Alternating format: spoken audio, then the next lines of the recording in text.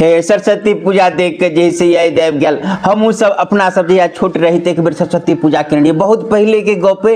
तो तहिया जैसे VCR गाँव में लगे, बेसी खर्चा करे तो VCR लगा दी, तो जैसे जनरेटर लगा दिलिए। पहले बिजली तिजली रहे गाँव में है, जनरेटर में खर्चा लगे, जनरेटर लगा दिलिए, ओहिमे VCR चला दिलिए, समियाना गिरा दिलिए। पहले टेंट ने समियाने लगे, लोग सब बैठ कर देखल के बड़ा जमले।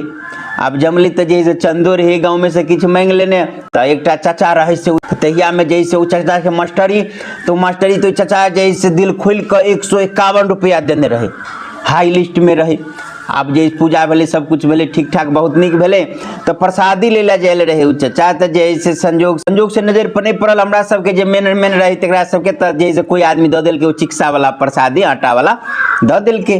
तो ल के गेले आ बगल के दलान पर बैठ कर आप जैसे बड़बड़ाई कोई कहलू ई चाचा आयल छलिए से बोलो बड़ बड़बड़ाई है, पूजा दिया कह केहनो निकल गई, छोरा सब झूठो कहीं में खर्चा कर दिल के, ओहि में खर्चा कर दिया, ना कर दिल के, ओना कर दिल के, बोलो बहुत जैसे बड़बड़ाई है। तो हम जैसे कहीं पता लगलिए की बात है कि जैसे चाचा जैसे खिसिया गेले।